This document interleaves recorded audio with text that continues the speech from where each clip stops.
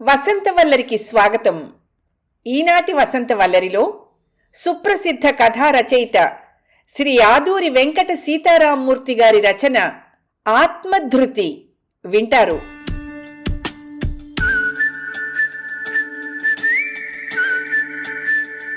ఇదిగో ₹2 సిటీ బస్సులో వచ్చి డబ్బులు మిగులుతాయని నడిచిగాని రాగలవు. జంక్షన్లో సరిగ్గా 11 గంటలకు వచ్చి ఉండు. ఆజ్ఞలు జారీ చేశాడు సాంబశివం. అలాగే అంటూ తలూపి వచ్చేశాడు కాశీపతి. మర్నాడు ఉదయం 10 గంటలకు బయలుదేరి బస్టాప్కొచ్చాడు. చేతిలో గుడ్డ సంచి, అందులో 2 గావంచాలు, ఒక పొడుం డబ్బి, ఓ కట్ట దర్భలు. సిటీ బస్సులు వస్తున్నాయి, వెళ్తున్నాయి. గుంపులు గుంపులుగా జనం. ఎక్కుతున్నవారు, దిగుతున్నవారు, బస్సు గజాల్ని పట్టుకుని వేళ్లాడుతున్నవారు. 15 గంటలు గడిచింది. తనెక్కాల్సిన బస్సు మాత్రం రాలేదు. బాబూ, టైం ఎంతయింది? చేతికి వాచి ఉన్న ఓ కుర్రాడిని అడిగాడు. అతగాడు కాశీపతి వంక తేరిపార చూసి, ఆఫీసుకు గాని వెళ్ళాలేమిటి పంతులు గారు? 10:15 అన్నాడు. ఆ సమాధానంలోని వ్యంగ్యానికి కాశీపతి నొచ్చుకోలేదు. అటువంటి వెటకారాలకి వేళాకోళాలకి జీవితంలో బాగానే అలవాటు పడిపోయాడతను. బస్సు రావాలే గాని వస్తే ఎంతసేపో పట్టదు. ఇక్కడ నిల్చునే కన్నా అలా 4 అడుగులు వేస్తే కాలు సాగినట్టు ఉంటుంది, కాలం జరిగినట్టు ఉంటుంది. పక్క బస్టాప్ నుండైతే ఛార్జీ ₹1/2 తగ్గుతుంది కూడాను. అలా అనుకుని నెమ్మదిగా అడుగు ముందుకు వేశాడు కాశీపతి. అనుకున్నట్టుగానే అక్కడకు చేరేసరికి తనెక్కాల్సిన బస్సు రానే వచ్చింది. నిండుగానే వచ్చింది. ముసలాళ్ళి నాయనా, నన్ను కాస్త ఎక్కనివ్వండి బాబూ అని బతిమాలుకుంటే జాలిపడ్డ జనం చోటిచ్చారు. బస్సు కదిలినా జనం మధ్య నించోడం వల్ల ఊపిరాడ్డం లేదు కాశీపతికి. ఒళ్లంతా చెమటలు పట్టేశాయి. ఎడంకాలి పాదం ఎవరో తొక్కేశారు. అయినా ఓర్చుకుని నిలబడ్డాడు. 20 నిమిషాల్లో ఇసకతోట జంక్షన్లో దిగాడు. దిగి 2 అడుగులు వేసి ఎడంకాలి చెప్పు రానని మొరాయిస్తుంటే దాని వంక చూశాడు. బొటను వేలి పట్టీ తెగిపోయింది. కరువులో అధిక మాసంలా ఇదొకటా అనుకుంటూ జంక్షన్లో కిళ్ళి బడ్డీ పక్కనున్న ఖాళీ అరుగు మీద చతికిలపడ్డాడు. మరి కాసేపట్లోనే 11 కొట్టింది. అప్పుడే ఎండ పెళ్ళుమంటోంది. ఉదయం ఏమీ తిని రాకపోవడం వల్ల నిస్త్రాణగా దాహంగా అనిపించింది కాశీపతికి. మంచినీళ్లు తాగితే బావుంటుందనిపించింది. పూర్వపు రోజుల్లో అయితే వీధి కొళాయిలుండేవి, అందులోంచి నీళ్లు వచ్చేవి. కిళ్ళీ కొట్లో కూల్ డ్రింకులు, సోడాలు జోరుగానే అమ్మకం అవుతున్నాయి. పోనీ ఓ సోడా తాగితేనూ అనుకున్నాడు. ఒకప్పుడు సోడా అర్ధణా ఉండేది. సోడా కాయ నిండా గ్యాస్ ఉండేది. ఇప్పుడు అది ₹1 అయిపోయినా గ్యాస్ ఉండదు, పైగా ఉప్పు నీళ్లు. దానికోసం ₹1 వెచ్చించే కన్నా తెగిన చెప్పు కుట్టించుకోవడం ముఖ్యం అనుకున్నాడు. ఈలోగా అతను కూర్చున్న అరుగు తాలూకా ఇంటి తలుపులు తెరుచుకుని ఓ 40 ఏళ్లావిడ వీధిలోకొచ్చి ఎవరికోసమో తొంగి చూసి వెళ్ళి తలుపేసుకోబోయింది. తల్లి, కాసిన్ని మంచినీళ్ళివ్వవు అడిగాడు కాశీపతి. ఆవిడ లోపలికెళ్ళి ఫ్రిడ్జ్లోవి కాబోలు చల్లని మంచినీళ్లు స్టీలు గ్లాసులో పోసిచ్చింది. పళ్ళు కాస్త జుమ్మన్న లక్ష్య పెట్టకుండా తాగేశాడు. ప్రాణం కాస్త కుదుటపడ్డట్టు అనిపించింది. సౌభాగ్యవతిగా వర్ధిల్లు తల్లి అంటూ ఆమెను దీవించాడు. ఆమె లోపలికి వెళ్ళి తలుపేసుకుంది. 11 దాటి 15 గంట పైనే అయ్యింది. సాంబశివం మాత్రం రాలేదు.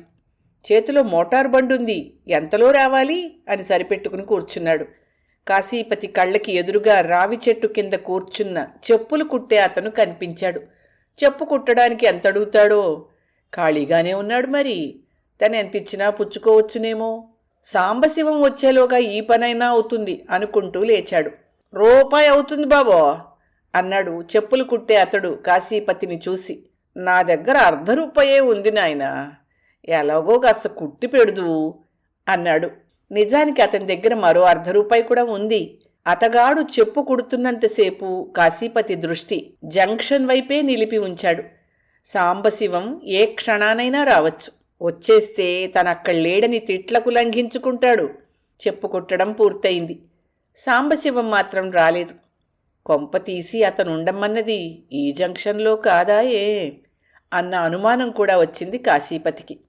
తను జాగ్రత్తగానే విన్నట్టు గుర్తు. 6 నెలల క్రితం ఈ ప్రాంతంలోనే ఒకరింటికి మాసికానికని తీసుకొచ్చాడు సాంబశివం. ఆ రోజు కొసిరి గారెల్ని పరవాణాన్ని వడ్డించిందా ఇల్లాలు. దక్షిణ కూడా బాగానే ముట్టింది. సాంబశివం చెప్పినప్పుడు వాళ్ళిల్లే గుర్తొచ్చింది. ఎండెక్కుతున్న కొద్దీ కాశీపతి కడుపులో పేగులు కరకరలాడసాగాయి. క్రితం రోజు పొద్దుకూకే వేళ తిన్న 4 పచ్చడి మెతుకులు ఎప్పుడో అరిగిపోయాయి. ఏమీ తినకుండా ఆబ్దీకం భోజనానికి వెళ్లాలనే నియమాన్ని తను ఇన్నేళ్లుగా పాటిస్తున్నాడు. మీకైతే కుదిరిపోయింది, మరి మా సంగతేమిటి? అంది అన్నపూర్ణ తను వస్తుంటే.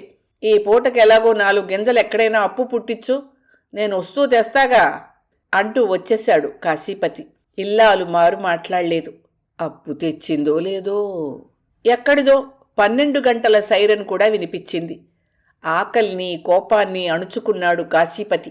బతుకు ఇలా గడపాల్సొస్తున్నందుకు తన జీవితం మీద తనకే అసహ్యం వేసింది.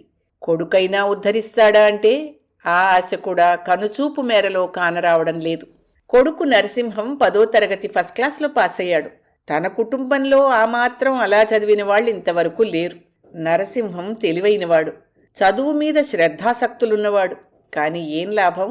ఇంటర్లో వచ్చిన 70% మార్కులు డిగ్రీలో సీటును సంపాదించలేకపోయాయి. ఏవేవో రిజర్వేషన్లట, కుల ప్రాతిపదిక మీద ఇతరత్రాను ఇచ్చేవి. నరసింహం కంటే మార్కులు బాగా తక్కువ వచ్చిన వారికి కూడా డిగ్రీలో సీట్లొచ్చాయి. తాను డొనేషన్ కట్టలేకపోయాడు. అగ్రకులంలో పుట్టిన 2 పూట్ల తిండి తినడానికే పరిస్థితులు అంతంత మాత్రంగా ఉంటే ఇక డొనేషన్లు కట్టి ఎక్కడ చదివించగలడు? అందుకు కావలసిన అప్పైనా ఎవరు మాత్రం ఏం చూసిస్తారు? నరసింహానికి ఇంటి పరిస్థితులు తెలుసు. అయినా వాడికి తన మీద కోపం. నిజమే, కోపం ఉండొచ్చు. తనొట్టి పనికి మాలినవాడు, వెధవాయి. వృత్తిని నమ్ముకున్నందుకు 4 పనికొచ్చే మంత్రాలైనా నేర్చుకోని బడుద్దాయి. టైం 12:30 దాటింది. సాంబశివం మాత్రం అయిపులేడు. తన పేదరికం మీద, అసమర్థత మీద సాంబశివానికి జాలి, ఎగతాళి కూడా. అతగాణ్ణి నమ్ముకోవడం వల్లనే 4 రోజులకైనా భోక్తగా మంచి భోజనము, 4 డబ్బులు కళ్ళ చూస్తున్నాడు కాశీపతి. మొదట్లో సాంబశివం తండ్రి విశ్వనాథం తనను చేరతీశాడు. అతను పండితుడు. మనిషిని చూస్తే బ్రాహ్మణత్వం ఉట్టిపడుతూ ఉండేది. ఎవరినీ నొప్పించకుండా కులవృత్తిని గౌరవంగా కాపాడుకుంటూ కాస్తో కూస్తో సంపాదించి వెళ్ళిపోయాడు. సాంబశివం తీరే వేరు. అంతా వ్యాపార దృష్టి. ఇంచుమించు అన్ని కులాల వారు తమ తమ కులవృత్తులను వ్యాపార సరళిలోనే చేసుకుంటూ ఉంటే దానాల కోసం, దక్షిణల కోసం మనం దేబిరించడం తెలివి తక్కువతనం అంటాడు. న్యాయంగా వారిచ్చే దక్షిణల కన్నా తనలాంటి వారికి ఎక్కువ ఇప్పించి అందులో కొంత కమిషన్గా తీసుకుంటాడు. అంచేతే తండ్రి సైకిల్ వాడితే ఇతగాడు మోపెడు కొన్నాడు. తండ్రి పెచ్చులు ఊడిపోయే పెంకుటింట్లో కాలక్షేపం చేస్తే ఇతడు దాన్ని బాగు చేసి డాబా వేయించాడు. 1 గంట కూడా కొట్టింది. కాశీపతికి కడుపులో ఆకలి సుళ్ళు తిరుగుతోంది. నిస్త్రాణ వచ్చి కళ్ళు కూడా తిరుగుతున్నట్టు అనిపించింది. సాంబశివం ఎందుకిలా చేశాడు అనుకున్నాడు. ఇక వేచి ఉండడంలో అర్థం లేదనుకుని తిరిగి వెళ్ళిపోవడానికే నిశ్చయించుకున్నాడు. అయితే చేతిలో ₹1 ఉంది. లేచి నెమ్మదిగా నడక సాగించాడు. రోడ్డు మీద జనం పల్చగా ఉన్నారు. ఇంతలో ఏదో బస్సు తను వెళ్లే వైపే ఖాళీగా వెళ్తూ ఆగింది. ₹1 తననెంతవరకు చేరుస్తుందో తెలీదు. నడిచే ఓపిక లేదు. 60 ఏళ్లు దాటిన తనలాంటి వారికి ప్రభుత్వం బస్సు టిక్కెట్లలో కన్సెషన్ ఇస్తే బావుణ్ణు అనుకున్నాడు. ఏమైతే అయిందని చటుక్కున బస్సు ఎక్కేశాడు. కిళ్ళీ కోసమో మరి దేనికోసమో దిగిన కండక్టరు తిరిగొచ్చి, పంతులు గారు బస్సు రూట్లో వెళ్ళదో, స్టాండ్కి వెళుతోంది, దిగండి దిగండి అన్నాడు మర్యాదగానే. నేను స్టాండులోనే దిగిపోతానయ్యా, కాదనకు బాబ్బాబు, ముసలిముండవాణ్ణి అన్నాడు బతిమాలే ధోరణిలో. కండక్టర్ ఏమీ మాట్లాడలేదు. బస్టాండ్లో బస్సు ఆగగానే డ్రైవరు, కండక్టరు దిగి వెళ్ళిపోయారు. తనను టిక్కెట్ అడగనందుకు అతగాణ్ణి మనసులోనే దీవించి బస్సు దిగిపోయాడు కాశీపతి. ఖాళీ కడుపుతోనూ ఉత్తచేతులతోనూ ఇంటికి వెళ్లబుద్ధి కాలేదతనికి. కాళ్ళు సాంబశివం ఇంటివైపు మళ్ళాయి. కాశీపతి వెళ్లేసరికి సాంబశివం ఇంకా ఇంటికి చేరలేదు. అదేమిటి, మీరు వెళ్ళలేదా అంటూ అడిగింది అతని భార్య. లేదన్నట్టు తలూపి అరుగుమీదే చతికిలపడ్డాడు. మరో 10 నిమిషాల్లోనే సాంబశివం వచ్చాడు. కొంతమందికి జరుగుబాటు ఇందుకే ఉండదు అంటూ పరోక్షంగా తిట్లకు లంఘించుకున్నాడు. చివరికి నిన్ను పెదవాల్తేరు జంక్షన్లో ఉండమంటే ఎక్కడికి దయచేశావు అని అడిగాడు సాంబశివం. తప్పెక్కడ జరిగిందో అర్థమైంది కాశీపతికి. వెంటనే తన తప్పును ఒప్పేసుకున్నాడు. సాంబశివం మరేం మాట్లాడకుండా లోపలికి వెళ్ళిపోయాడు. కాసేపు ఆగి వచ్చి చూస్తే కాశీపతి అరుగు మీద అలాగే కూర్చొనున్నాడు. అతని స్థితికి జాలేసింది సాంబశివానికి. నీకోసం చూసి గంధపు చెక్కను పెట్టి కార్యం జరిపించేశాను. ఇలా చేస్తే ఎలా చెప్పు అంటూ ఒక గ్లాసుడు మజ్జిగ 2 అరటిపళ్ళు తెచ్చిచ్చాడు. కాస్తోపికొచ్చాక కూడా కాశీపతి ఏమీ మాట్లాడలేదు. ఏం మాట్లాడినా సాంబశివానికి కోపం వచ్చేస్తుంది. పెద్దంతరం చిన్నంతరమైనా చూడకుండా అమ్మ ఆలీ చేసి బూతులు తిడతాడు. ఇక ముందు ఏ కార్యానికి తనను పిలవడు. సర్లే, అయిందేదో అయిపోయింది. రేపు ఆదివారం దేవగుప్తాపు వారింట్లో ఆబ్దికం ఉంది. లక్షాధికారులు, భోజనము దక్షిణ 2 బాగుంటాయి. శనివారం సాయంకాలం వస్తే అడ్రస్సు బస్సు డబ్బులు ఇస్తాను, మర్చిపోకు అన్నాడు సాంబశివం. సరేనన్నట్టు తలూపి లేచి సందేహిస్తూ అక్కడే నిలబడ్డాడు కాశీపతి. ఇంకా ఏమిటి, వెళ్ళు అన్నాడు సాంబశివం. ఇంటికి సామాన్ తీసుకెళ్ళాలి. ఓ 20 ఇస్తే ఆదివారం ఇచ్చేస్తాను నసిగాడు కాశీపతి. అడ్వాన్స్ అన్నమాట అంటూ లోపలికెళ్ళి ఓ 15 రూపాయలు తెచ్చి అతని చేతిలో పెట్టాడు.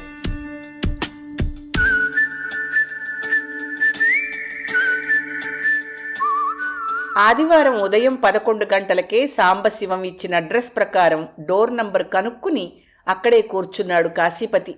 12 గంటల ప్రాంతంలో సాంబశివం, అతని మేనల్లుడు మోపెడ్ మీదొచ్చారు. ఆబ్దీకం తంతంతా చకచకా జరిపించేశాడు సాంబశివం. భోజనాలు వడ్డించారు. పనసపొట్టు కూరతో 4 కూరలు, 4 పచ్చళ్ళు, పిండి వంటలు యథావిధిగా చేశారు. అరిటాకులో మెతుకు కూడా మిగల్చకుండా సంతృప్తిగా భోంచేశాడు కాశీపతి. కాఫీ టిఫిన్లు చేసి వచ్చారో ఏమో సాంబశివం, అతని మేనల్లుడు భోజనం ఏదో అయిందనిపించారు, లేచారు. ఆశీర్వచనం వేళయింది. పళ్ళెంలో తాంబూలాన్ని సర్ది తీసుకొచ్చి సాంబశివానికి 100 రూపాయలు, భోక్తలిద్దరికీ చెరో 50 రూపాయలు తాంబూలంలో పెట్టి ఇచ్చి కాళ్లకు దండం పెట్టాడు కర్త కామేశ్వరరావు. అతగాడు బాగా చదువుకున్నవాడు, పెద్ద హోదా ఉన్న ఉద్యోగం చేస్తున్నవాడు. అతణ్ణి ఆయురారోగ్యాలతో చల్లగా వర్ధిల్లమని మనస్ఫూర్తిగానే దీవించాడు కాశీపతి. సాంబశివం మాత్రం నోట్లు లెక్కబెట్టుకుని అభ్యంతరం లేవదీశాడు. మధ్యలో కొరదాపడ్డ 2 మాసికాల పని కూడా యథావిధిగా జరిపించినందుకు వాటి తాలూకు దక్షిణలు కూడా కలిపి తనకు మరో 100, భోక్తలకు చెరో 25 ఇవ్వాలన్నాడు. కామేశ్వరరావు ఒక్క క్షణం సాంబశివం వంక చూసి మారు మాట్లాడకుండా అతను చెప్పినట్టుగానే ఇచ్చేశాడు. సాంబశివం ముఖం అప్పుడు వికసించింది. సంతృప్తిగా దీవించాడు. అనుకోకుండా ముట్టిన సొమ్ముకి కాశీపతి కూడా సంతోషించాడు. నోట్లు మడతపెట్టి జుబ్బా పక్క జేబులో జాగ్రత్తగా పెట్టుకున్నాడు. వచ్చే నెల 10వ తేదీ దశమి తిథిన మళ్ళీ మాసికం పడింది. 2 రోజుల ముందు నాకు కబురు చేస్తే చాలు అన్నాడు సాంబశివం. ఆ అవసరం రాదేమోలేండి అన్నాడు కామేశ్వరరావు నెమ్మదిగా. అతని వంక అర్థం కానట్టు చూశాడు సాంబశివం. చూడండి సాంబశివం గారు, పాత నమ్మకాలని సంప్రదాయాలని వదులుకోలేక చేస్తున్న కర్మ ఇది. ఉద్యోగరీత్యా మరో రాష్ట్రంలో ఉన్నా జరిపిస్తూనే వచ్చాం. ఇది కూడా కమర్షియల్గా తయారవడం నాకు నచ్చలేదు. ఈరోజు కార్యక్రమం యథావిధిగా జరగలేదని నేను అనుకుంటున్నాను. మీరు జరిపించాల్సిన తంతులో కొన్ని మర్చిపోయారో, అక్కర్లేదనే అనుకున్నారో గాని జరిపించలేదు. అది మీకు తెలిసే ఉండాలి.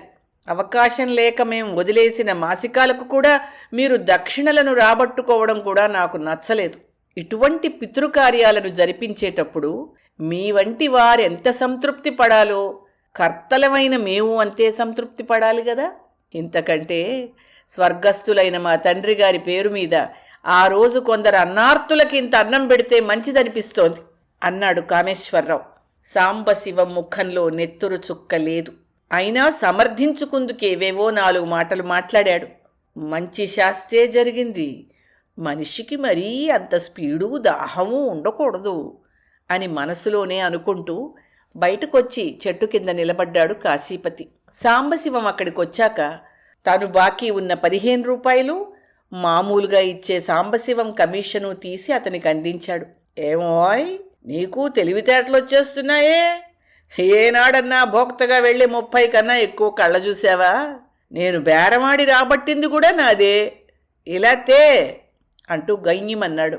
మారు మాట్లాడకుండా అతనికి ఆ సొమ్ము అందించి అతగాడు మోపెడ్ స్టార్ట్ చేశాక నెమ్మదిగా బస్టాప్ వైపు నడిచాడు.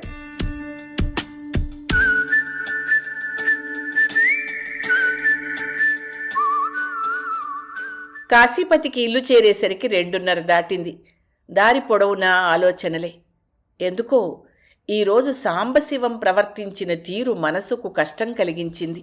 ఇంతకంటే పస్తులతో చావడమో ముష్టెత్తుకోవడమో నయం అనుకుంటూ నడుం వాల్చాడు. లేచేసరికి 4 గంటలయింది. భార్య ఘుమఘుమలాడే వేడి కాఫీ కంచు గ్లాసుతో తెచ్చి అందించింది. ఒక్కసారి ప్రాణం లేచొచ్చినట్టయింది కాశీపతికి. ఎన్నాళ్లయిందో ఇంట్లో కాఫీ చేసుకుని. కాఫీ పొడుం ధర విపరీతంగా పెరిగిపోవడంతో కొనడమే మానుకున్నాడు. అంచేత ఇదెక్కడిది అన్నట్టు భార్య ముఖంలోకి చూశాడు. మన నరసింహం తెచ్చాడు అంటూ లోపలికి వెళ్ళిపోయిందామె. కాశీపతికంతా విచిత్రంగా అనిపించింది. 4 రోజుల నాడు నరసింహం డిగ్రీలో చేరతానంటే తన వల్ల కాదన్నాడు. అక్కడితో ఆపేస్తే ఆ చదువుకి సరైన ఉద్యోగం రాదని, అసలు ఉద్యోగమే రాకపోవచ్చని తల్లితో చెప్పుకుని ఏడిచాడు నరసింహం. ఆ రాత్రి ఉక్రోషంతో ఏవేవో మాటలన్నాడు. ఈ ఇంట్లో ఈ కులంలో పుట్టడం తన కర్మ అన్నాడు. కాఫీ తాగేసి పెరట్లోకి వెళ్ళాడు కాశీపతి. రోట్లో ఏదో పచ్చడి రుబ్బుతోంది భార్య. నరసింహం ఇంట్లో ఉన్న జాడ లేదు. ఏమిటి సంగతి అంటూ భార్య వంక చూశాడు. వందన డిగ్రీలో చేరిందిట. మనవాడు చేరలేదని తెలిసి రాజుగారు చాలా నొచ్చుకున్నారట. వాళ్ళిద్దరి పిల్లలకి రోజు 1 గంటసేపు లెక్కలు చెప్పడానికి మనవాడిని ఒప్పించి 300 అడ్వాన్స్గా ఇచ్చారు అంది. కాశీపతికి అర్థమైంది. వందన భూపతిరాజు గారి కూతురు. నరసింహంతోనే చదివింది. తనకు రాని లెక్కల్ని నరసింహం చేత చెప్పించుకునేది. మరో అరగంటలోనే 4-5 పిల్లలొచ్చారు. అందరూ 10వ తరగతి చదివేవారే. ఈలోగా నరసింహం కూడా వచ్చి ముందు గదిలో చాప పరిచి వాళ్లకి పాఠాలు చెప్పడం మొదలెట్టాడు. కొడుకు ఉద్దేశ్యం అర్థమైంది కాశీపతికి.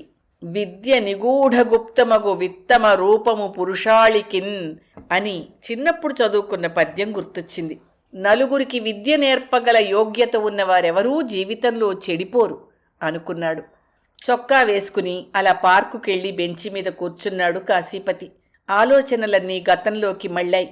తను జీవితంలో ఎన్నో పూటలు తిండి లేక పస్తులున్నాడు. పేదరికం అనుభవించాడు. తనను నమ్ముకున్న కుటుంబానికి కూడా తన చేదు అనుభవాలనే పంచాడు.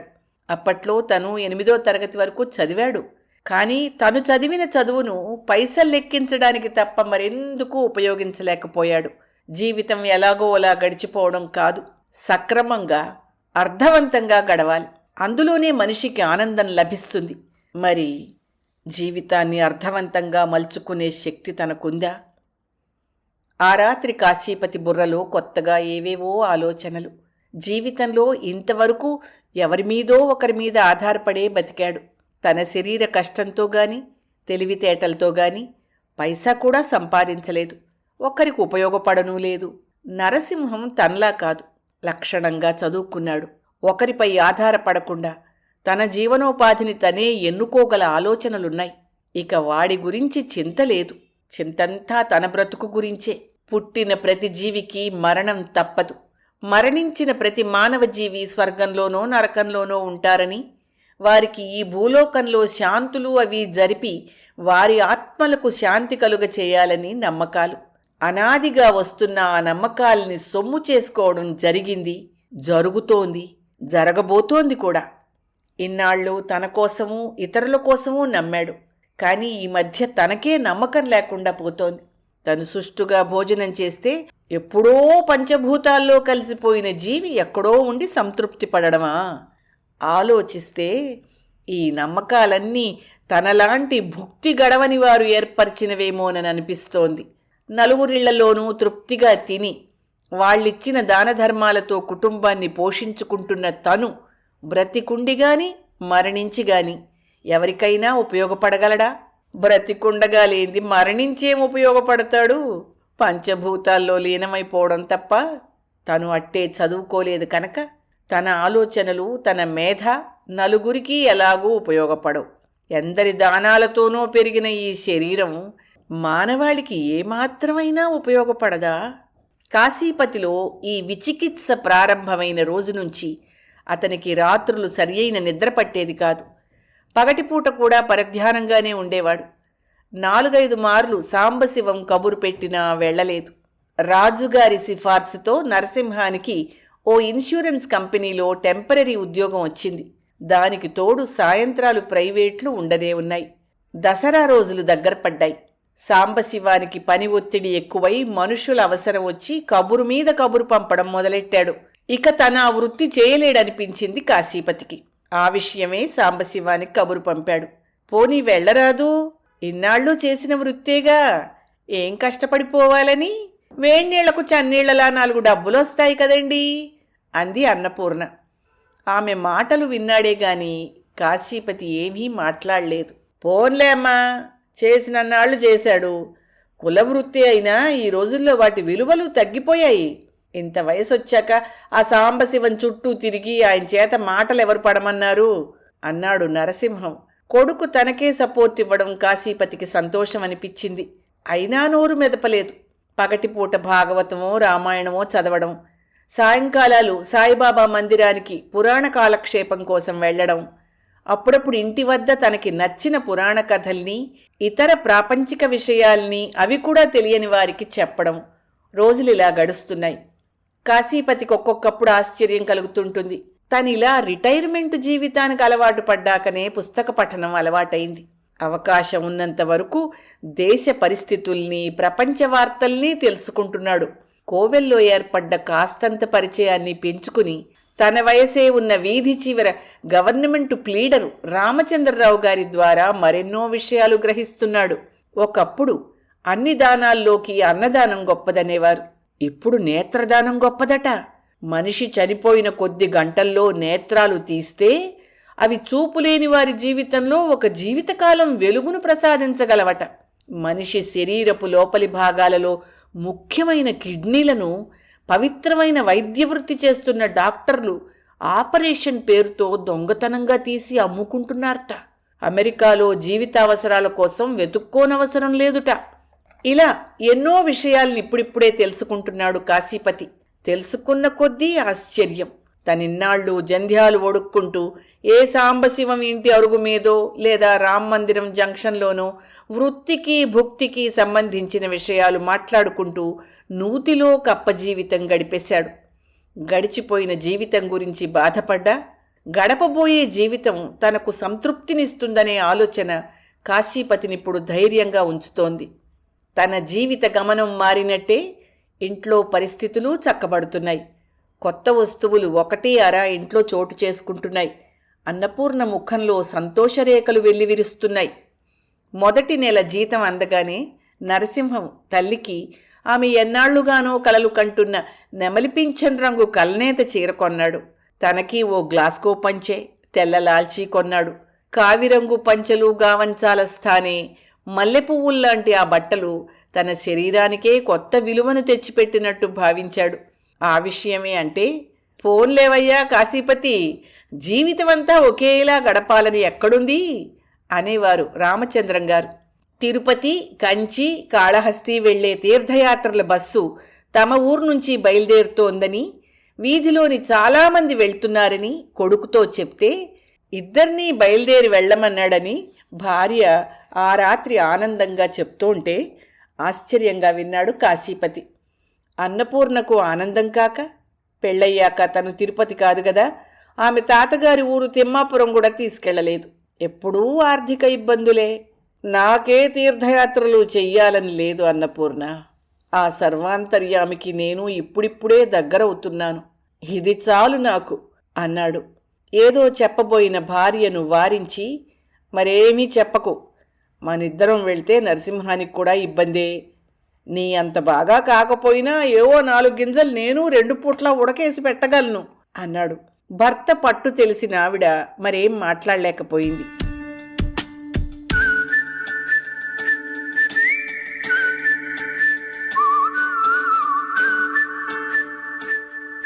మరో 3 రోజుల్లో తీర్థయాత్రల బస్సు తిరిగి వస్తుందనగా బంగాళాఖాతంలో ఏర్పడ్డ వాయుగుండం వల్ల రాష్ట్రమంతటా తుఫాను రేగింది.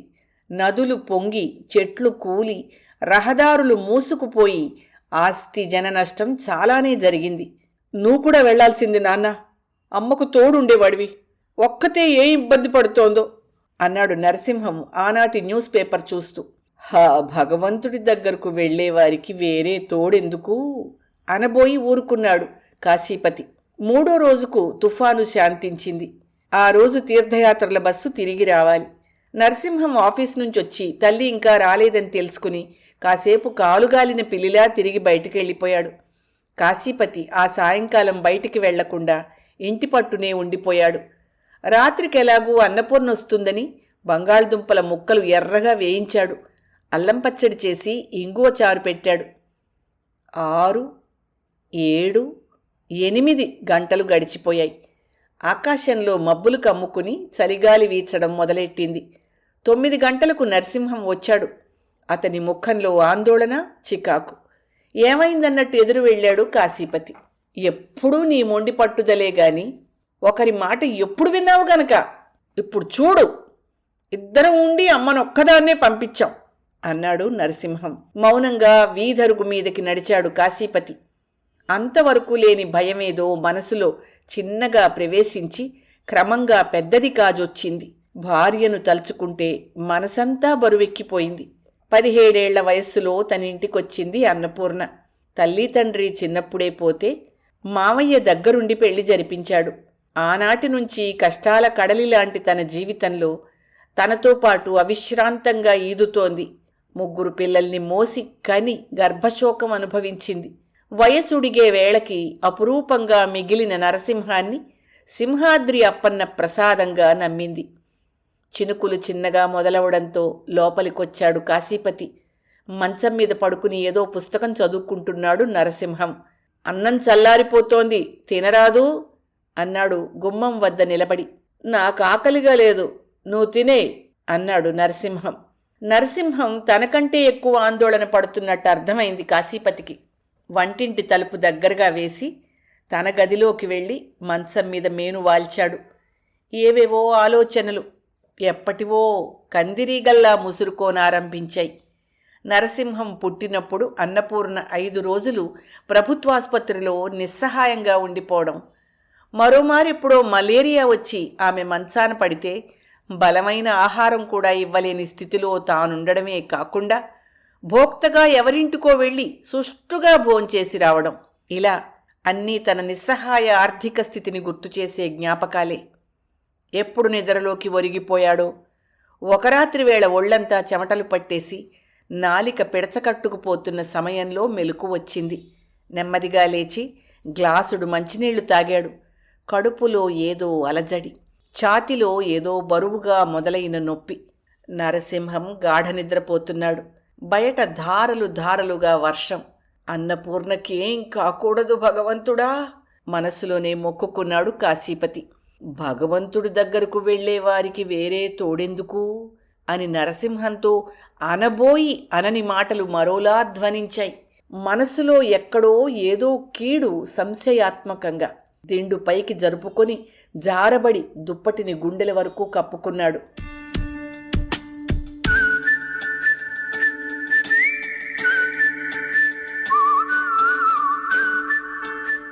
ఉదయం 7 గంటల వేళ. వార్త ఒకరికి తెలిసి కాశీపతి ఇంటి ముందు జనం గుమికూడుతున్నారు. వీధరుగు మీద నరసింహం తలొంచుకుని మౌనంగా కూర్చున్నాడు. అతనికి కాస్త దూరంలో సాంబశివం, మరో 4. సరిగ్గా అదే సమయంలో ఇంటి ముందు రిక్షా దిగింది అన్నపూర్ణ. తండ్రి పాదాల దగ్గర కూర్చున్న నరసింహం లేచి ఒక్కడుగు ముందుకేసి తల్లి ముఖంలోకి చూశాడు. ఆమెకు ఆ చూపు సగం అర్థమైంది. మిగతా సగం అరుగు మీద నిశ్చలంగా పడుకుని ఉన్న కాశీపతి శరీరాన్ని చూస్తే అర్థమైంది. ఆమె కాళ్ళు తడబడ్డాయి, గొంతు వణికింది, చూపు బిత్తరపోయింది. అంతవరకు ఉగ్గబెట్టుకున్న నరసింహం ఇక ఉండలేకపోయాడు. అన్నపూర్ణ గొంతు పగిలేలా కేకపెట్టి భర్త పాదాల దగ్గర కూలిపోయింది.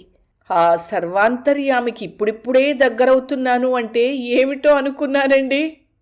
నన్నలా పంపి మీరిలా ఆ పరమాత్ముడి దగ్గరకు వెళ్ళిపోయారా అంటూ తలుచుకుని ఆమె చేసిన రోదన అక్కడున్న అందర్నీ కదిలించి వేసింది. అరగంట తర్వాత ఆమె అలసిపోయి అలా గోడకి జారబడిపోయింది. నరసింహం గ్లాస్తో కాఫీ తెచ్చి ఆమె చేత బలవంతంగా తాగించాడు. బతికినన్నాళ్ళు గుట్టుగానే బతికాడు బ్రాహ్మడు. చివరి రోజుల్లో ఏం సుఖపడ్డాడో అంతే. సునాయాస మరణం. తెల్లవారుజామున నిద్రలోనే గుండె ఆగిపోయిందిట. జిర్రున చీదెరగడు. మంచాన పడ్డం లేదు. అదృష్టవంతుడు. కొడుకు ప్రయోజకుడయ్యాడు. హాయమ్మకి లోటు ఉండదు.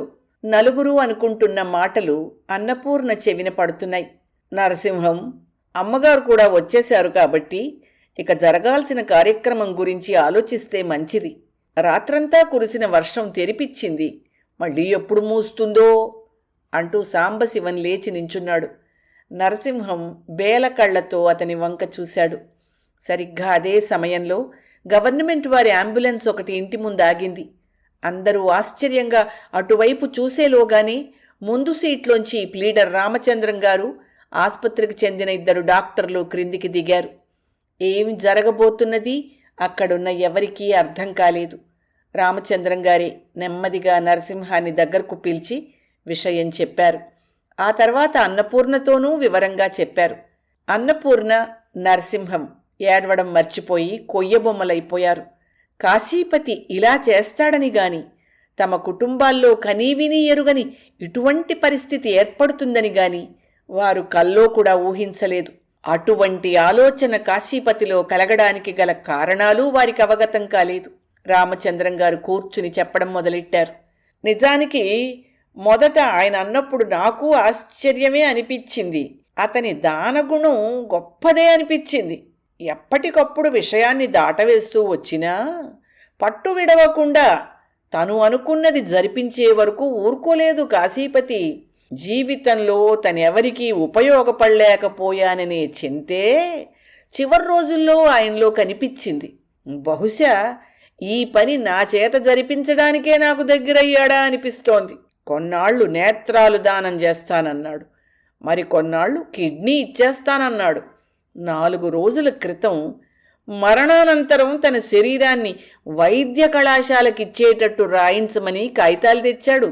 ఏమైనా అతని ఆశయం గొప్పది.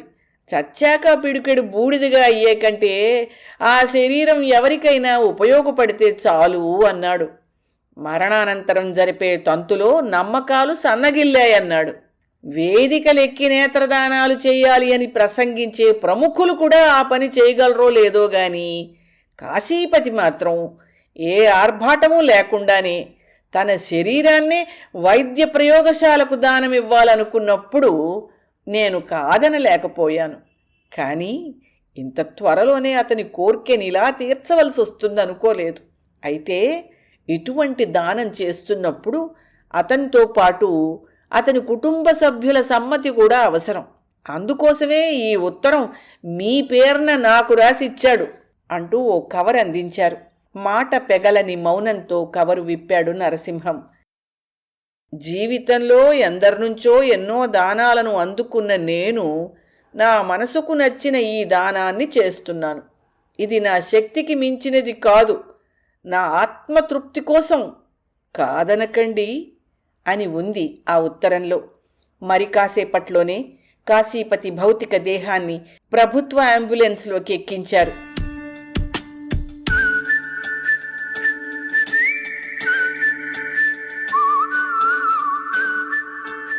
వసంతవల్లరిలో సుప్రసిద్ధ కథా రచయిత శ్రీ ఆదూరి వెంకట సీతారామమూర్తి గారి రచన ఆత్మధృతి విన్నారు.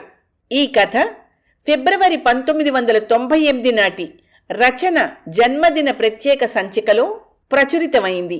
వసంతవల్లరిలో ఇవాల్టి కార్యక్రమం మీకు నచ్చిందని ఆశిస్తున్నాను. అందుకే లైక్ చేసి మీ మిత్రులకు బంధువులకు లింక్ను షేర్ చేసి మీ అమూల్యమైన అభిప్రాయాన్ని నాకు కామెంట్ బాక్స్లో తెలియచేయమని, వసంతవల్లరికి సబ్స్క్రైబ్ చేయమని విన్నవించుకుంటూ మీ వసంతలక్ష్మి అయ్యగారికి సెలవు. మరి థ్యాంక్ యూ. వసంతవల్లరి మిత్రులు, శ్రేయోభిలాషులు, వీక్షకులు, శ్రోతలు అందరికీ ఒక విజ్ఞప్తి. గతంలో లాగానే ఎప్పటికప్పుడు నా కథలను విని స్పందన తెలియచేయమని కోరుతూ, నేను చదివిన కథ మీకు బాగా నచ్చినట్టయితే తప్పకుండా హైప్ ఆప్షన్ నొక్కి నన్ను ప్రోత్సహిస్తారు కదూ.